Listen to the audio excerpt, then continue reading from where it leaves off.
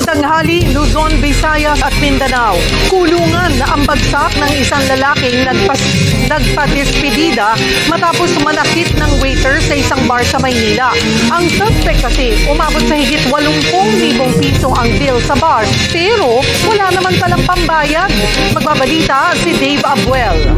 Ang babae ang nasawi sa magkahiwalay na insidente ng pamamaril sa Camarines Norte at Pangasinan. Para bigyan ng mukha ang balita, Mobile Journal, Kayla Makantan. Hawak na ng mga otoridad ang ilang nadadawit sa pagpatay sa beauty pageant contestant na si Geneva Lopez at nobyo niyang Israeli. Kabilang sa persons of interest ay mga dating pulis. Magbabalita si Brian Basa. Mismong si Pangulong Bongbong Marcos ang nagsabi na hindi nakatulong ang K-12 program para gumanda ang employability. Kaya pinatututukan niya kay incoming Education Secretary Sonny Angara ang pagtiyak ng kahandaan ng K-12 graduates na makapagtrabaho at iangat ang level ng kaalaman ng mga estudyante sa math at science. Sangayon naman dito ang National Parents Teachers Association o NPTA.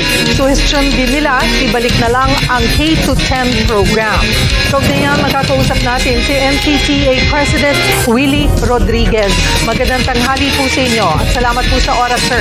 Sir, ano po yung nakikita ninyong dahilan kaya hindi po nakatulong ang K-12 program para ma-improve po ang employability?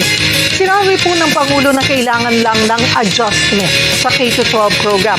Pero para po sa inyo, bakit para po sa inyo ay dapat na lang ibalik ang K-10 curriculum? Hindi po ba ito may tuturing na downgrade? So really, ano po ang nakikita nyong dahilan? Bakit hindi nag-work? Di ba baka kailangan lamang na i-improve yung sa senior high school, yung the last 2 years? Kasi ang pagkakaintindi ko, may mga kaya nahihirapan din makahanap ng trabaho.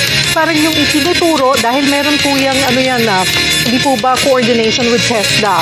Kung hindi po talaga may babalik sa K-10 at mananatili ang K-12, ano po ang inyong suggestion para makapag-produce tayo ng job-ready senior high school